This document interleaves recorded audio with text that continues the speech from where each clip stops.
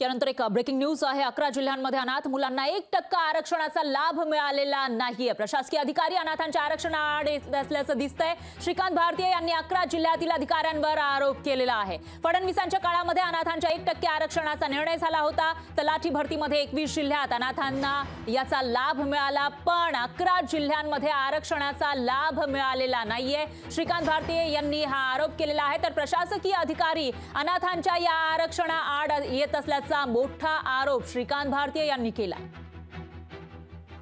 बरेच वेळा 1% आरक्षणाच्या विषयामध्ये त्या ठिकाणचे प्रशासकीय अधिकारी हा विषय नीट समजून न घेतल्यामुळे अनाथ मुलांवर काही ठिकाणी अन्याय झालेला आहे। 11 जिल्ह्यामध्ये आपल्या असं लक्षात येईल की ज्या ठिकाणी 2 ची भरती पाहिजे होती तिथे 1 भरती केलाय आणि ज्या ठिकाणी 1 व्हायला पाहिजे होतं त्या ठिकाणी 1 पण झालं नाही। बऱ्याच वेळा त्या ॲडव्हर्टाइज मधल्या कंप्लीट फिगरच्या 1% असा GR आहे आणि त्याच अर्थाने या विषयाचं इम्प्लिमेंटेशन व्हायला पाहिजे आणि तसं जर झालं तर मला असं वाटतं की 100% अनाथांना अशा सगळ्या नोकऱ्यांमध्ये न्याय मिळेल। लोकशाही मराठी ऐका, पहा, जागरूक रहा।